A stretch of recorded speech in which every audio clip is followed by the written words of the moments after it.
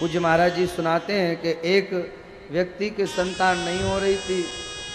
लोगों ने कहा, अरे भैया चिंता क्यों करते हो, अपने गांव के बाहर ही जंगल में एक संत रहते हैं, वो जिनको आशीर्वाद दे देते हैं उनके ऊपर कृपा हो जाती है, उनसे आशीर्वाद ले आओ, दुखी मत हो।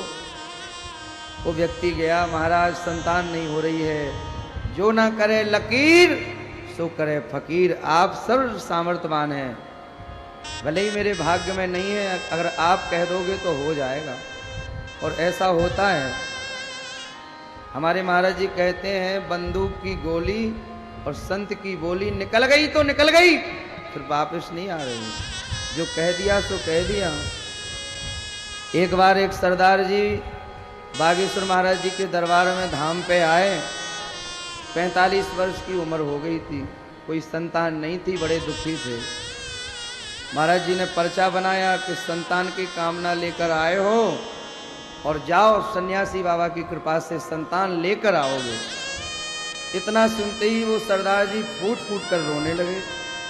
कहा, महाराज आपने तो कह दिया, आशीर्वाद दे दिया, पर मेरी पत्नी का तो गर्भाशय ही निकाल दिया गया डॉक्टरों ने। जब गर्भाशय ही नहीं है तो कैसे संतान होगी। महाराज जी ने कहा, हमने अपने गुरुदेव से हाथ जोड़ के कहा, गुरुदेव अच्छा फंसा दिया, पन्ने पर पर्चे पर लिखवा दिया और हमने बोल दिया आपने अच्छा फंसाया, जब इसकी पत्नी के गर्भाशय ही नहीं तो कैसे होगा। तब गुरुदेव सन्यासी बाबा ने उत्तर दिया कि संत की बोली और बंदूक की गोली वापस नहीं आती, कह दिया तो कह दिया, जाओ कह दो, कृपा होगी। और महाराज जी ने भी, फिर गुरुदेव ने संकेत दिया तो महाराज जी ने भी कह दिया कि हनुमान जी ने, बागेश्वर बालाजी ने जो लिखा दिया फिर कोई काट नहीं सकता उसको, फिर वो होगा। और जाओ, हमारे मुख से निकल गया तो होगा। और हनुमान जी की कृपा से 1 वर्ष बाद वह सरदार जी एक छोटे से बालक को लेके बागेश्वर धाम आए। डॉक्टर भी आश्चर्य में पड़ गए महाराज कि जिनकी पत्नी का गर्भाशय ही निकाल दिया गया था उन पर कैसे कृपा हो गई। तो जो ना करे लकीर तो करे फकीर, जो भाग्य में नहीं था वो भी उनको मिल गया। वह रोते रोते भगत जंगल में पहुंचा, गुरुदेव हमने सुना है संत की बोली कभी मिथ्या नहीं जाती, भले ही मेरे भाग्य में संतान नहीं है, आप कह दो, जरूर हमारे ऊपर कृपा हो जाएगी। संत ने आशीर्वाद दिया, जा बच्चा, अगले वर्ष तेरे भी बालक हो जाएगा। और संत की कृपा से उसके बालक हो गया। अब तो संत की कृपा से बालक हुआ, पूरे नगर में महाराज उत्सव मनाया। और वो क्या होता, बच्चे का दष्टोन मनाते, क्या करते।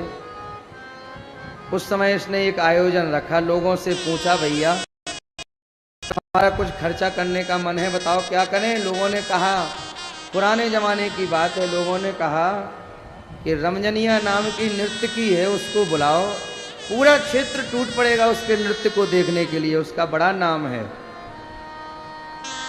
इसने कहा, बहुत बढ़िया, अपने पुत्र की होने की खुशी में हम रमजनिया को बुलाएंगे। अब तो मंच सजा है, रमजनिया नृत्य करने आई है, पूरा क्षेत्र टूट पड़ा महाराज देखने को नृत्य। लोगों ने कहा, भले आदमी, जिन संत की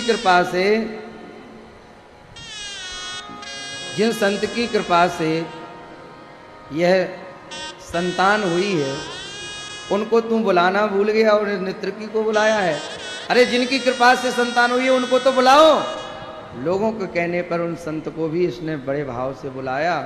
अब संत का तखत तो मंच के पीछे डाल दिया, रात्रि भर नृत्य चला और संत मंच के पीछे बैठे बैठे माला सटकाते रहे पूरी रात। जैसे ही विदाई का समय आया तो उस समय का जाना माना नाम था रमजनिया, इसलिए 300 रुपये बहुत होते थे, 300 रुपये विदाई करी। लोगों ने कहा, इसको तो इतना सारा धन दे दिया, 300 रुपये, और जिन संत की कृपा से बालक हुआ है वो रात भर से माला भज रहे हैं, उनको 1 रुपये भी नहीं दिया तूने। अब महाराज सब जेबों में उसने हाथ डाल के देखा, जैसे तैसे जेब में से 30 रुपये निकले और संत को प्रदान किए। उसी समय संत ने एक दोहा गा दिया, आंखें फूटी जगत की कहा करे जगदीश, रमजनिया को 300 और रामदास को 3। संत ने कहा इस संसार का कैसे कल्याण हो। नृत्यकी को 300 दे दिए और जिसने रात भर भजन किया, जिसके आशीर्वाद से पुत्र हुआ, उसको केवल 30 रुपए में निपटा दिया।